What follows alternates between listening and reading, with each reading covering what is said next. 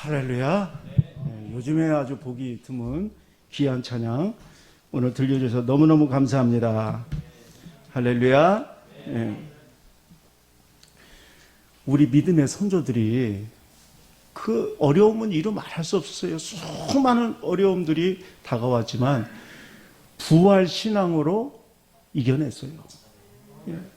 부활신앙이 뭡니까? 우리가 신앙 고백하는 것처럼 몸이 다시 사는 것. 그게 부활입니다. 우리 한번 따라해 보겠습니다. 몸이 다시 사는 것. 예. 그게 부활신앙이에요. 예. AD 64년도에 이 로마의 황제가 네로였습니다. 네로 황제가 로마 도시를 새롭게 도시 계획을 하려고 하다 보니까 빈민가가 많거든요. 그러니까 생각한 게 뭐냐면 불을 질러버렸어요. 군인들을 시켜서 불을 질렀습니다. 소문이 나죠. 황제가 빈민가에다 불을 지르게끔 했다. 그러니까 막 사람들이 폭동이 일어났어요. 그래서 생각한 게 네로 황제가 뭐냐면 기독교인이 불을 질렀다. 그렇게 누명을 씌워가지고 원형 경기장에 사자의 밥이 돼서 기독교인들이 죽게끔 하고 불에 태워서 죽이고 그리고 십자가에 달려서 죽였어요. 그래도 기독교인들이 감내하면서 예수를 부인하지 않고 끝까지 그렇게 예수를 믿었어요. 그 박해가 몇 년 동안 계속되었냐면은 250년 동안 박해가 계속됐어요. 그런데 결국에는 마침내는 어떻게 됐어요? 250년 지나고 난 다음에 콘스탄틴 대제가 이제 기독교 맘대로 믿으란 말이야. 공인을 해버렸어요. 그때가 기독교인이 몇 프로였냐면 8%였어요. 이 8%의 부활신앙을 가진 이 기독교인들이 유럽 전역을 점령했던 로마를 무너뜨린 거예요. 총칼로 무너뜨렸어요? 아닙니다. 뭘로 무너뜨렸어요? 부활신앙으로. 그때 눈물겨운 게 너무 많아요. 사자굴 속에 들어갈 때 그 사자가 이제는 굶깁니다. 굶겨가지고 이제 기독교인들을 안에 집어넣어 놓고 사자들을 풉니다. 막 뛰어나오죠. 뛰어나오면 소녀가 그러는 거예요. 엄마 나 무서워. 그러면 엄마가 뭐라고 얘기하냐. 그게 다 기록에 남아 있어요. 지금 그 역사 기록에 뭐라고 했냐면 얘야 조금만 참아라. 조금만 참으면 우리가 천국에서 다시 만난다. 예. 그 기록이 지금도 남아요. 엄마 무서워. 조금만 기다려라. 조금만 기다리면 우리에게 영원한 천국이 우리를 기다리고 있단다. 그렇게 하면서 그걸 이겨낸 거예요. 그래서 이 부활신앙이라는 게 능력이 있다. 그런데 이 부활신앙은 반쪽이에요. 부활은 아까 내가 뭐라고 얘기했습니까? 몸이 다시 사는 거라고 그랬잖아요. 몸이 다시 산 사람은 나사로도 있어요. 근데 다시 죽었잖아요. 그거랑 짝이 되는 게 뭐냐면 영원히 사는 것입니다. 그래서 부활과 영생이 한 짝이에요. 우리가 몸이 다시 살아서 영원히 사는 거예요. 그래서 우리가 신앙 고백 오늘 했잖아요. 거기 맨 끝에 보면 그 고백을 하는 거예요. 뭐라고 합니까? 오늘 뭐라고 고백했어요? 몸이 다시 사는 것과 영원히 사는 것을 믿사옵나이다. 이게 신앙 고백의 맨 마지막이거든요. 이 고백 우리 다시 한번 해보죠. 다 같이 시작.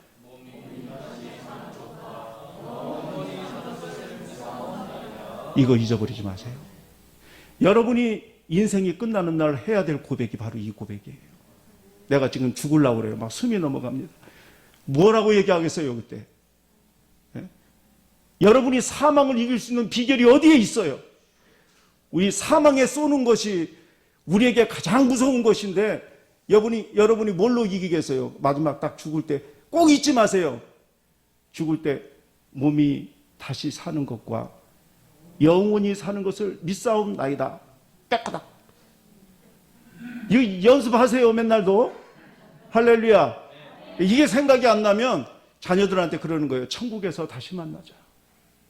그럴 때 장례식이 축제가 되고 그 다음에 커다란 환송 예배가 되는 그런 놀라운 역사가 일어날 줄 믿습니다. 그래서 오늘 말씀하는 게 그거예요. 너희들에게 영생이 있음을 알게 하려 함이라. 여기에는 부활이 전제되어 있는 거예요. 영생은 영원히 사는 건데 죽었다가 다시 사는 부활과 영생이 너희들에게 있다는 것을 내가 알게 하려 함이라. 오늘 그렇게 말씀하는 거야. 제가 이제 60평생 살면서 누구보다도 이제는 일반 사람보다는 사람을 많이 만났잖아요. 목회하니까 많은 사람들을 만나고 그러면서 그 사람들의 얘기를 들어보면 공통적으로 하는 얘기가 있어요. 깊은 얘기입니다. 삶의 무게가 너무 버거워요. 그렇게. 제가 살아온 삶이 소설을 하나 쓸만해요. 그런 얘기를 저한테 해요. 아이, 목사님 그러지 않던데요. 어떤 아저씨는 요즘에 어떻게 지내세요? 그러니까 잘 지내고 있습니다. 이렇게 얘기하던데 그건 거짓말이에요. 그거는 그냥 안 친하다라는 뜻이에요. 친한 사람한테는 내 삶의 무게가 너무 버거워요. 그렇게 얘기를 해요. 그래서 우리가 듣기도 하고 하는 말이 있잖아요. 너 왜 이렇게 징징대? 너만 힘든 줄 알아? 우리가 그렇게 말하잖아요. 나도 힘들어. 그렇게 얘기하잖아요. 그러니까 우리가 다 힘든 거예요. 힘들어요. 우리가 종업원 때는 아유, 내가 사장이 돼서 막 호령도 좀 하고 화도 내고 그렇게 살았으면 좋겠다. 그렇게 생각하지만 사장 막상 돼보세요. 얼마나 삶의 짐이 무거운지 몰라요. 아이들 때는 그러잖아요. 아유, 나도 엄마 아빠 돼가지고 학교 안 가고 공부 안 하고 살았으면 좋겠다. 그러잖아요. 엄마 아빠 돼봐요. 얼마나 짐이 무거운가. 말도 못하게 무겁잖아요. 그래서 우리의 이 삶이라고 하는 것이 삶의 무게가 나를 짓누르고 어려운 것이 굉장히 많다. 예? 굉장히 어렵다. 거기에 요긴한 말씀이 오늘 말씀이에요. 오늘 말씀이 뭐냐면 너희에게 영생이 있음을 알게 하려 함이라. 예. 알아도 좋다. 영생이 있다는 것을 알았으면 좋겠다. 이런 뜻이 아닙니다. 그게 아니에요. 반드시 내가 너희들을 알게 하겠다. 예. 원래 원문에는 내가 이걸 알게 하기 위해서 너희들에게 이걸 쓴다. So that may라고 이렇게 돼 있거든요. 목적이 들어있어요. 난 이거 너에게 영생을 반드시 내가 너희들에게 가르쳐줘야 돼. 오늘 그렇게 이 말씀을 하는 거예요. 알게 하려 함이라는 반드시 내가 가르쳐줘야 된다는 거예요. 반드시 가르쳐주기를 원한다. 뭐를요? 예, 한번 내려보세요. 너희에게 영생이 있음을.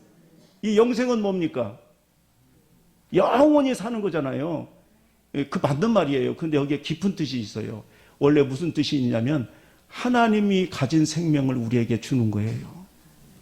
영원한 생명은 그냥 오래 사는 것만 얘기하는 게 아닙니다. 야, 너 계속 오래 살 수 있어. 이거 아니에요. 하나님이 가지고 있는 생명을 우리에게 준다는 거예요. 참 희한하잖아요. 그러죠? 우리가 인간의 생명을 가지고 사는데 우리는 예수 믿는 사람은 하나님의 아들의 이름을 믿는 사람들은 인간의 생명만 있는 게 아니라 영원한 생명이 하나 또 있는 거예요. 네. 그래서 다른 말로 얘기하면 심장이 있잖아요. 인간의 심장만 있는 게 아니라 하나님의 심장이 하나 옆에 또 붙어 있어요. 할렐루야. 알겠습니까? 인간의 심장은요 60년 지나니까 벌써 이게 말을 잘 안 들어요. 저도 손발이 차갑고 말이에요. 밤에 잘 때 막 쥐가 나고. 그래서 왜 그러냐고 물어봤더니 이게 막 뿜어줘야 되는데 잘 못 뿜어줘서 그렇다는 거예요. 한 번은 계단 올라가면서 어느 목사님 전화 와서 전화를 받았어요. 목사님 지금 운동하세요? 아니 나 계단 올라가는데 어떻게 알았어? 숨 차면서 얘기하네요. 벌써 이제 계단만 올라가도 숨이 차는 걸 남이 알아요. 우리 인간의 심장에는 한계가 있어요. 그런데 오늘 하나님께서 하시는 말씀이 아니야. 너에게는 하나님의 심장이 옆에 하나 더 있다. 할렐루야. 그렇게 말씀하는 거예요. 어떤 목사님이 목사 되기 위해서 이제 미국으로 유학을 갔는데 미국이 좀 넓어요. 차가 있어야 되겠더래. 거기 뭐 돈이 있어요. 그러니까 새 차는 못 사고 허름한 중고차를 하나 구입하게 된 거야. 아주 뭐 겉이 허름해가지고 좀 싸게 샀어요. 근데 땡 잡았다는 거예요. 왜냐하면 엔진이 벤츠 엔진인데 얼마나 차가 잘 나가고 그 타는 동안 한 번도 고생을 안 했다는 거예요. 속색인 게 한 번도 없대. 나중에 학위 받고 돌아올 때까지 그 차를 탔다는 거예요. 그때 팔라고 그러는데 아깝더라는 거예요. 팔아가지고 자기가 왔다. 오늘 요한이 우리에게 하는 말이 그거예요. 너희들이 허름한 중고차와 같다. 그러나 너희들 안에 하나님의 엔진이 들어있다. 예? 내가 너희들에게 이걸 내가 반드시 알게 해야 되겠다. 오늘 그렇게 말씀하는 거예요. 우리가요, 육신이 약합니다. 허름한 중고차 같아요. 그래요, 안 그래요? 예? 저도 이제 죄송합니다. 이제 60 조금 넘었는데 이렇게 아픈 데가 생겨요. 나이 먹으니까 이제 자꾸 고쳐야 될 게 생겨요. 한 번에 어깨가 아파가지고 어깨를 들지를 못하겠어요. 그래가지고 정형외과 갔더니 이 세상에 우리 권사님들이 나이 드신 권사님들이 다 거기 와 있네. 목사님 웬진이세요? 거기서 허리 아픈 사람, 무릎 아픈 사람 다 주사 맞으러 와서 난 여기다 주사 맞으려고 갔고. 야, 나이 드니까 이렇게 허름한 중부차 같구나. 그런데 오늘 하나님께서 우리에게 하시는 말씀이 뭐냐면 니네 걱정하지 마라. 하나님의 엔진이 너희들에게 여기 하나 더 있다. 오늘 그렇게 말씀하는 거예요.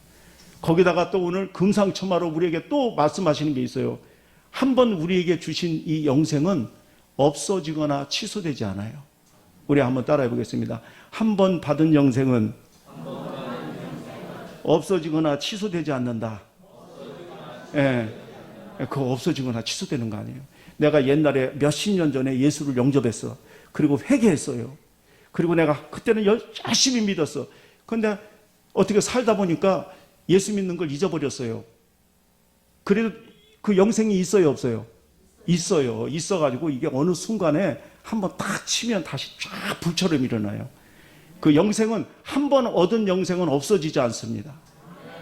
그래서 이제 해리 위드라고 하는 미국의 목사님이 어느 교회에 부임하게 됐어요. 근데 다른 목사님들은 잘 안 가려고 그래요. 왜냐하면 1000명 모이던 교회가 50명이 됐어요.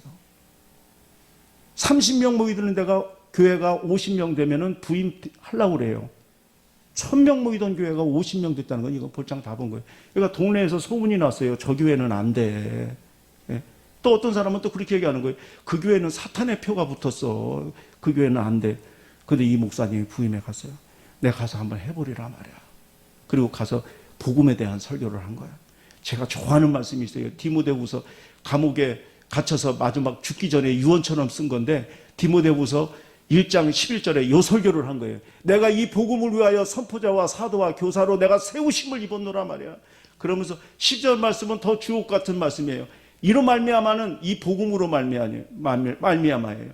내가 이 복음 때문에 내가 이 감옥에서 고난을 당하지만 나 부끄러워하지 아니해. 왜냐하면 나는 예수님이 누군지를 알아. 여기 내가 믿는 자는 예수님입니다. 나는 예수님을 내가 알아. 그리고 내가 의탁한 것을 세상 끝날까지 그분이 지키실 거야. 나는 그래서 이 감옥에 있지만 난 부끄러워하지 않아 하면서 이 설교를 딱 하기로 작정을 하고 설교를 했어요. 설교하기 전에 반주자한테 얘기를 했어요. 딱 설교 끝나고 나면은 찬송가 좀 반주로 깔아주세요. 우리 통성으로 한번 기도할 테니까. 그래서 설교 딱 끝나고 난 다음에 통성기도를 싹 하는데 음악이 안 나오네. 그래서 눈을 살짝 뜨고 봤더니 반주자가 없는 거예요. 그 자리에. 아이고 설교가 시답지 않아가지고 그냥 그분이 나갔나 보다. 그러고 보니까 피아노 밑에 무릎 꿇고 앉아서 기도를 하는 거예요. 제가 그동안 잘못 살았습니다. 껍데기와 같은 신앙으로 그동안 살아왔습니다. 그러면서 막 가슴을 치면서 눈물을 흘리면서 회개 기도를 하는 거예요. 됐다 말이야. 그 통성 기도를 다 끝나고 예배를 끝냈어요. 끝냈더니 14년 동안 집사였던 제리라고 하는 남자 집사님이 목사님을 찾아온 거예요. 목사님, 제가 그동안 14년 동안 집사였지만은 형식적으로 예수를 믿었습니다. 회개하고 새롭게 내가 예수를 믿겠습니다. 결단하기 위해서 다음 주에 저한테 간증할 수 있는 기회를 주세요. 제가 나와서 간증하겠습니다. 미국 사람들은 나오기도 잘하고 간증도 잘해요. 막 나와요. 막. 다음에 간증하라고. 그 다음 주일날 설교 끝나고 난 다음에 제리 집사님이 나와서 간증을 했더니 50명 앉았는 중에서 28명이 우르르 앞으로 나오는 거예요. 똑같은 간증을 하는 거예요. 그동안에 내가 위선적으로 신앙생활을 했습니다. 앞으로 내가 회개하고 신앙생활을 잘해보겠습니다. 그렇게 얘기를 하는 거예요. 그러면서 이 목사님이 하는 얘기가 있어요. 뭐라 하냐면 왜 이렇게 변화됐느냐 이 말이에요. 그렇게 오랫동안 침체되고 모든 사람이 죽어있는 것과 같은 그런 교회였는데 어떻게 이렇게 갑자기 이렇게 사람들이 28명이나 나와서 고백하는 그러한 역사가 일어나게 됐느냐. 그러면서 이 해리 위드 목사님이 하는 말이 뭐라고 얘기하느냐면 그 안에 영생이 없어지지 않아서 그렇다. 한 번 얻은 그 영생은 없어지지 않기 때문에 그런 거야. 어느 순간에 은혜 받으면 다시 터지는 거예요. 예. 한 번 있는 영생은 없어지지 않아요. 예. 저는 목사님 못 느끼는데요. 작동이 안 돼서 그러는 거예요. 여러분이 믿고 사용하지 않아서 그래요. 자꾸 사용하세요. 아침에 일어날 때마다 몸이 다시 사는 것과 영원히 사는 것을 믿사옵나이다. 자꾸 그러세요. 저는 이거를 이번 주일날 수십 번도 더 했어요. 몸이 다시 사는 것과 영원히 사는 것을 믿사옵나이다. 조금 속상한 일이 있을 때도 몸이 다시 사는 것과 영원히 사는 것을 믿사옵나이다. 이게 자동으로 나올 수 있어야 죽을 때 할 수 있는 거예요. 알겠습니까? 네. 제가 이제 비산동에서 맨 처음에 개척을 했잖아요. 그때는 성도가 한 20명 됐어요. 그런데 어느 날인가 우리 교회 전도돼서 왔는데 참 어떻게 저런 가정이 있나 할 정도로 그 엄마는 눈곱이 항상 붙어 있어요. 그리고 눈이 맹인이에요. 안 보여요. 눈을 감고 있는데 아니 세상에 어떻게 그렇게 교회를 새벽 예배도 오고 막 그래요. 새벽 예배도 어떨 때는 시계를 잘못 봐가지고 3시에 나와. 막 그렇게 나와서 기다리고 있어요. 거기서. 그냥 주님을 사모하는 마음은 이루 말할 수 없어요. 볼 때마다 이렇게 눈곱이 껴 있어요. 그리고 그 아들은 또 손이 3개예요. 그리고 말을 잘 못해요. 참 믿음은 좋으신데 그래서 무슨 하나님께서 뭐 이러는 거예요. 근데 기도시키면 참 기도는 은혜로 와요. 그때는 대표 기도할 사람이 별로 없었습니다. 그래서 대표 기도도 시켰어요. 근데 기도는 간절한데 말을 잘 못해요. 손가락도 3개죠. 또 형은 하나는 또 잘 못 걸어요. 이렇게. 야, 진짜 어떻게 가족 중에 한 사람이 장애인이라도 힘든데 온 가족이 저렇게 장애인이냐. 그래서 어느 날 조심스럽게 물어봤어요. 어떻게 이렇게 다 이렇게 되셨습니까? 했더니 6.25 끝나고 난 다음에 장애도 어렸을 때 그때는 고철이 귀했습니다. 지금도 고철이 귀하지만은 녹슨 고철이 있어서 그걸 가지고 와서 진흙이 묻어 있고 녹이 쓸어 있으니까 온 가족이 보는 가운데 온 가족이 그걸 쳐다보고 있는데 망치로 두들기다 이게 터져버린 거예요. 이게 뭐였어요? 폭탄인 거예요.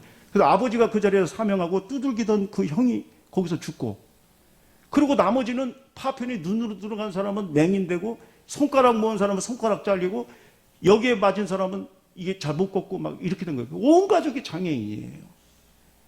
그 폭탄이 왜 터졌어요? 또 아무 말도 안 해. 그 녹슬었지만 왜 터졌어요? 예, 폭탄이니까 터진 거야. 내가 답을 얘기해줘도 답을 못하네. 예? 폭탄이니까 터진 거잖아요. 폭탄이니까. 그러니까 녹슬었어도 폭탄은 폭탄이에요. 오늘 우리 성도들이 내가 정말 영생의 신앙을 가지고 있나? 지금 녹슬었어도 여러분은 영생을 가진 사람들이에요. 알겠습니까? 예. 우리 권사님이 한 분이 그러더라고요. 목사님 큰일 났어요. 옛날이 그리워요. 옛날에는 비닐 자가 없이 칵 앉아서 예배 드렸는데 코로나 끝나면 그 사람들 다 나올까요? 그렇게 얘기를 해요. 나옵니다. 예. 부흥회 한번 하고 또 찬양 뜨겁게 부르고 통성기도 한번 부르면요. 옛날에 죽었던 신앙이 다시 살아나는 거예요. 왜 그러냐면 한 번 얻은 영생은 취소가 되지 않기 때문에. 예. 여러분들 걱정하지 마세요. 나와서 또 기도하다 보면 은혜 받고 옛날에 뜨거운 신앙 다시 회복할 수 있어요.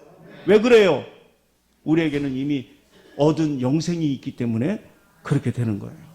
그 영적 부흥이라는 게 뭡니까? 영생이 있다는 것을 확신하고 믿는 거예요. 나 영생이 있습니다. 이걸 확신하고 믿는 게 이게 바로 영적 부흥이에요. 사단이 하는 일이 뭡니까? 영생이 있다는 것을 자꾸 가리게 만들어요. 그래서 영생이 안 믿어지게. 영생. 그러면 그 사람이 능력 없는 사람이 되거든요. 영생이 있는 것을 믿는 사람은 아주 능력 있는 신앙인으로 바뀌어요. 그러니까 자꾸 영생이 없다고 그렇게 가르쳐요. 성령님이 하는 일이 뭡니까? 오늘 여기 성경에 나오는 것처럼 한번 비춰주세요. 너희에게 영생이 있음을 알게 하려 함이라. 그러니까 성령님이 하는 일은 영생이 있는 것을 알게 해줘요. 그러면 뜨겁게 감사하면서 신앙생활할 수 있고 온갖 어려움을 극복하고 초대교회 성도처럼 죽음까지 극복하면서 신앙생활을 할 수 있어요. 할렐루야. 성령님은 자꾸 이거를 알려주려고 그래요. 사탄은 이것을 자꾸 가려서 모르게끔 하려고 그래요. 오늘도 앉아서 갈등하는 사람이 있어요. 나는 영생을 못 믿는데. 이미 그래도 영생은 우리 안에 있어요. 하나님의 아들의 이름을 믿는 사람은 이미 영생이 있는 거예요. 할렐루야. 그렇게 깨닫게 해주려고 해도 결국은 영생을 못 깨닫는 사람이 있어요. 예? 그런 사람은 주님께서 고난을 줘서 깨닫게 해요. 알겠습니까? 그래서 다니엘 고틀립이라고 하는 사람이 책에서 벼랑이라고 하는 시가 있는데 제가 읽어드릴게요. 보세요. 주님이 그러셨어요. 이 시입니다. 벼랑으로 오렴. 안 돼요. 무서워요. 벼랑으로 오라니까. 안 돼요. 떨어지잖아요. 벼랑으로 오너라. 나중에 주님의 음성이 커졌어요. 그랬더니 뭐라 그럽니까? 마침내 벼랑으로 가니 그가 나를 밀었다. 아, 벼랑으로 오라 그래서 갔더니 그냥 뒤에서 주님이 밀어버렸어요. 근데 그 뒤에 말이 포인트가 들어 있습니다. 그때에 나는 날아올랐다. 주님이 벼랑까지 와가지고 밀어버려요. 왜 미는지 아세요? 날개가 있다는 것을 가르쳐 주기 위해서. 이 날개가 뭐냐면 영생이에요. 부활과 영생이에요. 그거를 가르쳐 주기 위해서 그러는 거예요. 고난에서 비로소 그걸 깨닫게 돼요. 평상시 편안할 때는 나한테 날개가 있는지 없는지 신경 안 써요. 벼랑에 서봐야 하나님 나한테 부활신앙 주신 거 감사합니다. 그때서 우리가 감사하게 된다 이 말이에요. 아시아 연합신학대학교 학장님이신 분이 있었어요. 그분이 설교할 때 내가 그분의 간증을 지금까지 기억을 하고 있어요. 예, 그분의 자녀들이 여럿이 있는데 특히 자기가 마음에 가는 자식이 있었다는 거예요. 전교에서 1등만 하고 그렇게 이쁜 일만 하더래. 예. 그런 사람은 기도 많이 해줘야 돼요. 일찍 죽는 확률이 높아. 그런 사람들이. 그렇게 공부도 잘하고 아버지를 기쁘게 하고 해서 야 저놈의 자식 자기가 그랬대요. 목사 만들어야 되겠다. 그랬다는 거예요. 그래서 서울대학교에 딱 합격을 했네. 그 서울대학교 졸업하면 총신대 대학원을 보내려고 그랬대요.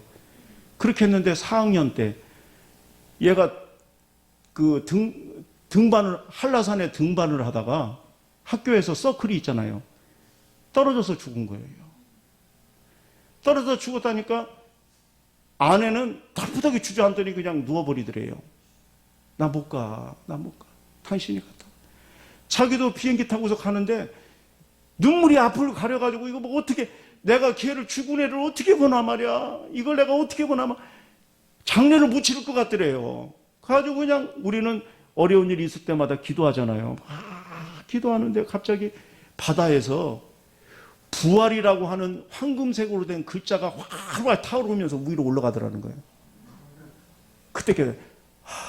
부활이 있지. 그래 부활이 있지. 너랑 나랑 만날 날이 나는 그날을 고대하면서 살겠다. 자기는 지금까지 그걸 고대하면서 산다는 거예요. 그 장례 잘 치렀대요. 지금까지 자기가 아픈 데 없대. 다시 만날 것을 알기 때문에. 그래 부활이 있지. 그때 부활이 중요하다는 것을 깨달았다는 거예요. 그러니까 우리가 고난 중에서 날개가 있다는 것을 깨닫는 거예요. 고난 중에서 우리가 영원히 사는 것을 믿게 되는 거예요. 그래서 우리가 때로는 고난을 통해서라도 하나님께서 우리가 부활과 영생이 있다는 것을 우리에게 가르쳐 주시는 겁니다.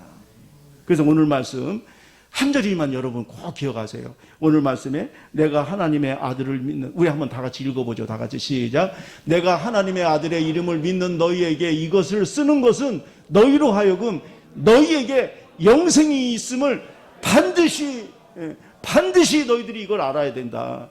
그래서 오늘 우리가 이 말씀을 우리가 기억을 해야 되는 거예요. 그리고 사용해야 됩니다.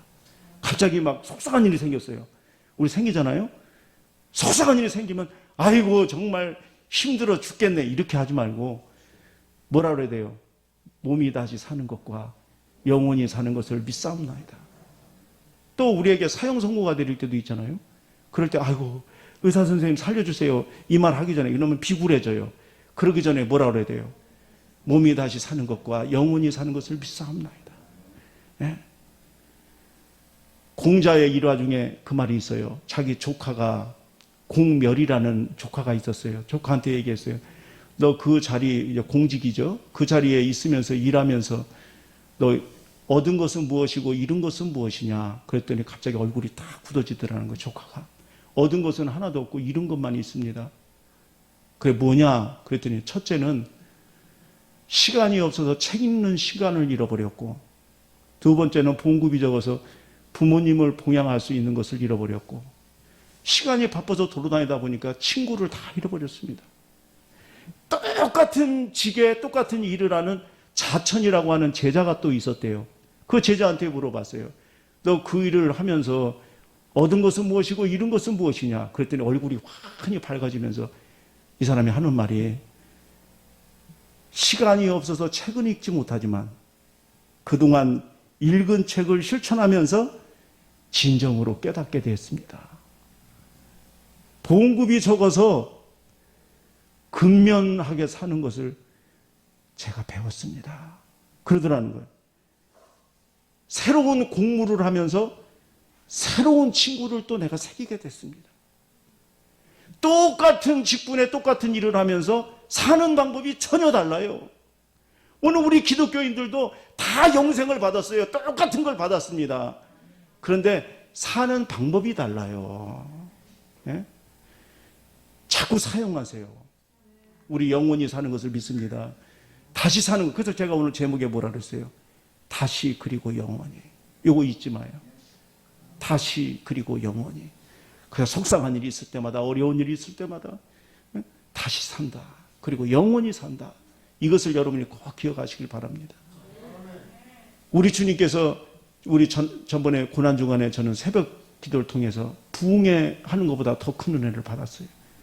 주님이 십자가에 달려 들어가신 것에 대해서 우리 배정선 목사님이 얼마나 간절하게 또 리얼하게 가르쳐 주는지 큰 은혜를 받았습니다. 우리 주님이 왜 18cm나 되는 못에 박히면서, 손바닥이 아니고 손목에 박히면서 왜 그렇게 애써서 십자가에 달려 들어가셨나? 그 이유가 뭐예요? 우리에게 영생을 주시기 위해서, 새 생명을 주시기 위해서 그런 거예요. 그러니까 영생이라고 하는 것은 값진 겁니다. 주님의 피값으로 산 거예요. 귀하게 사용하시기 바랍니다. 비싼 거예요. 귀하게 여러분의 인생에 사용해서 여러분이 능력 있는 신앙인이 되시기를 간절히 축원합니다.